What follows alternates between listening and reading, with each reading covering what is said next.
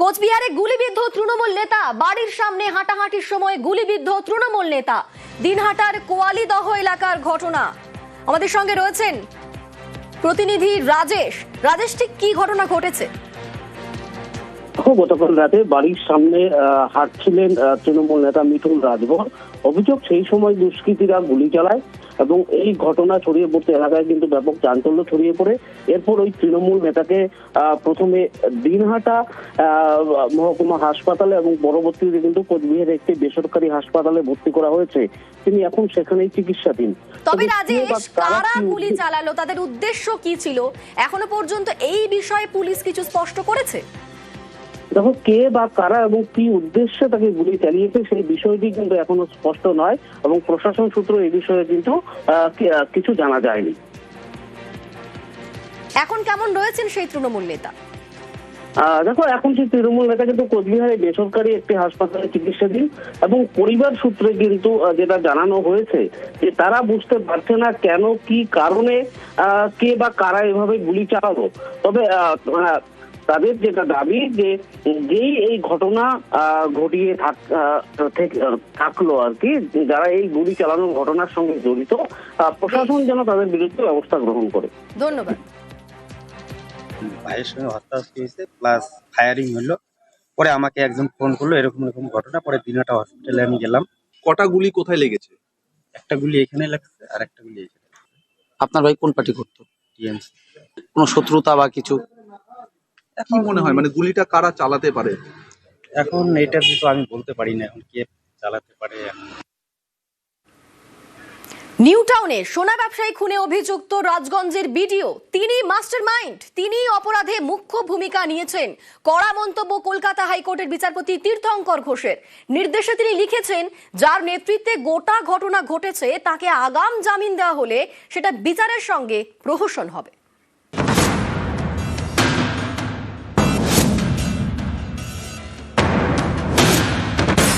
October new টাউনে যাত্রাগাছি থেকে সোনা ব্যবসায়ী স্বপন কামিল্লার দেহ উদ্ধার হয়। জলপাইগুড়ির রাজগঞ্জের বিডিও প্রশান্ত বর্মনের বিরুদ্ধে খুনের অভিযোগ দায়ের করে নিহতের পরিবার। 26শে নভেম্বর বারাসাত আদালত তার আগাম জামিন মঞ্জুর করে। 22শে ডিসেম্বর মঙ্গলবার রাজগঞ্জের বিডিওর আগাম জামিন খারিজ করে হাইকোর্ট। কেস ডায়েরি দেখে ছত্রে ছত্রে কড়া মন্তব্য হাইকোর্টের। বিচারপতি তীর্থঙ্কর ঘোষ নির্দেশে লিখেছেন, খুন হওয়া ব্যক্তিকে দত্তাবাদের দোকান থেকে অপহরণ করতে দেখেছেন যারা, সেই প্রত্যক্ষদর্শীদেরও বয়ান নিয়েছে তদন্তকারী এজেন্সি। মারধরের প্রত্যক্ষদর্শী রয়েছেন, একজন আহত প্রত্যক্ষদর্শী রয়েছেন যিনি ঘটনার সূত্রপাত কোথা থেকে হয়েছে তার বিবরণ দিয়েছেন, কিভাবে মারধর করা হয়েছে তারও বর্ণনা দিয়েছেন। এমন সাক্ষী আছেন যিনি আহত প্রত্যক্ষদর্শী চিকিৎসা করেছেন, দেহ নিয়ে যেতে দেখেছেন প্রত্যক্ষদর্শীরা। যে সিসি ক্যামেরা ফুটেজ আছে তা প্রত্যক্ষদর্শীদের বয়ানের সঙ্গে সামঞ্জস্যপূর্ণ। ম্যাজিস্ট্রেটের সামনে বয়ান দিয়েছেন আহত সাক্ষী। সাক্ষীদের বয়ান বিশ্লেষণ করে বোঝা যাচ্ছে অভিযুক্তই মাস্টারমাইন্ড এবং তিনি এই অপরাধে মুখ্য ভূমিকা নিয়েছেন। ম্যাজিস্ট্রেটের কাছে তিনি তার পরিচয় প্রকাশ করেছেন। তথ্য খতিয়ে দেখে বোঝা যাচ্ছে অভিযুক্তই সহযোগীদের জোগাড় করেছিলেন এবং তার সরকারি পদকে কাজে লাগিয়ে অপরাধটি ঘটিয়েছিলেন। মিথ্যের জাল বুনে তদন্তকে ভুল পথে চালানোর চেষ্টা করেছিলেন। বারাসাত আদালতের আগাম জামিনের রায়কে চ্যালেঞ্জ করে কলকাতা হাইকোর্টে যায় বিধাননগর পুলিশ। সেই মামলা নির্দেশে বিচারপতি তীর্থঙ্কর ঘোষ লিখেছেন, আশ্চর্যজনকভাবে 26শে নভেম্বর রায় দেওয়ার সময় পরস্পর বিরোধী কারণের উল্লেখ করে সেশনস কোর্ট।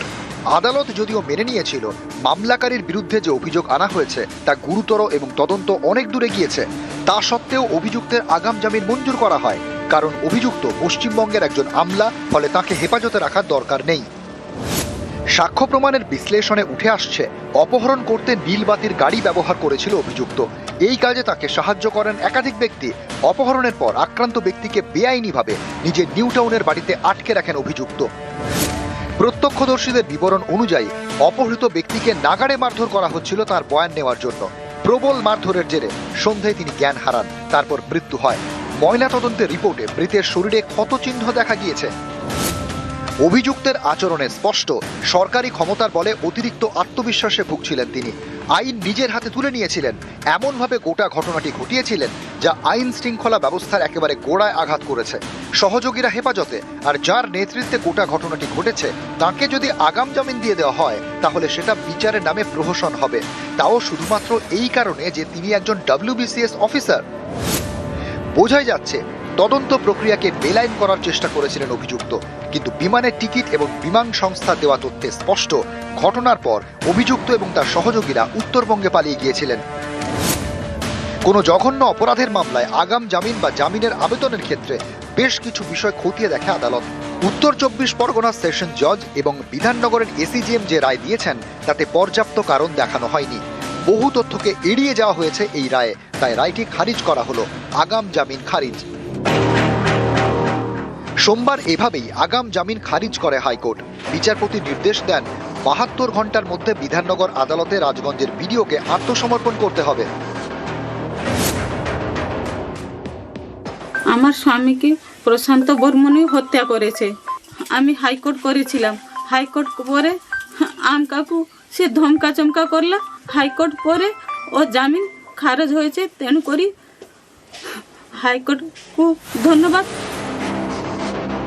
রাজগঞ্জের বিডিও প্রশান্ত বর্মন, তার এমনই দাপট যে এখনো রাজগঞ্জের কেউ তার বিরুদ্ধে ক্যামেরার সামনে মুখ খুলতে নারাজ। তাদের বক্তব্য এই বিডিওর বিরুদ্ধে মুখ খোলা মানেই বিপদ ডেকে আনা। নিউজ 18 বাংলা। গঙ্গার পাড়ে প্রায় 50 বিঘা জমি, সেখানেই শয়ে শয়ে ম্যানগ্রোভ একোপ। এই জমির পাশেই কুলতলি তৃণমূল ব্লক সভাপতির বাড়ি। তার বিরুদ্ধে ম্যানগ্রোভ কেটে মাছের ভেড়ি তৈরির অভিযোগ। মানতে নারাজ তৃণমূল ব্লক সভাপতি পিন্টু প্রধান।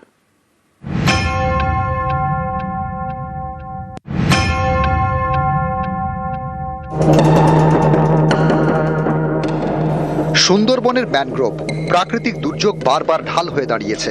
কলকাতা সহ দক্ষিণবঙ্গের বিস্তীর্ণ এলাকার রক্ষাকর্তা। দক্ষিণ 24 পরগনার কুলতলিতে সেই ম্যানগ্রোভে দেদার কোপ। যারা ক্ষমতায় আছে তারা কেটেছে। পঞ্চায়েতের প্রধান কি কেটেছে? হ্যাঁ নিশ্চয়ই, তাদের সহানুভূতি না থাকলে তো কাটতে পারবে না। ক্ষমতায় আছে সেই ঘিরেছে, যেমন তৃণমূল। আপনারা প্রতিবাদ করেননি? না, এখানে কেউ প্রতিবাদ করলেই তার বিরুদ্ধে থেকে করা স্টেপ নেওয়া হবে আর কি। কুলতলির বৈকুণ্ঠপুর পঞ্চায়েতে রয়েছে গঙ্গার পাড়।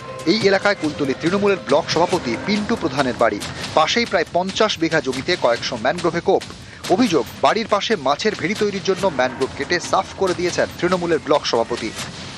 তৃণমূলের নেতা ব্লক সভাপতি পিন্টু প্রধানের বাড়ির পাশে 50 বিঘের উপরে জায়গা, সেখানে ম্যানগ্রোভ কেটে ফিশারি বানানো হচ্ছে। তৃণমূলের পঞ্চায়েত প্রধান এর সঙ্গে যুক্ত।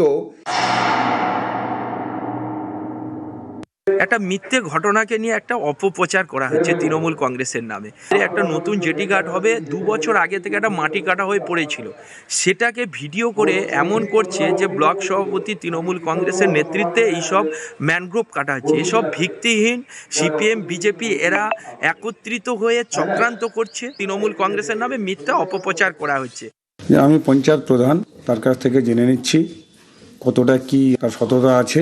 নলগোড়া বিট অফিস, আমি তাদের সঙ্গে কথাবার্তা বলে জেনে নিয়ে উত্তর আমি দিতে পারব। দক্ষিণ 24 পরগনার কুলতলি থেকে অর্পণ মণ্ডল, নিউজ 18 বাংলা।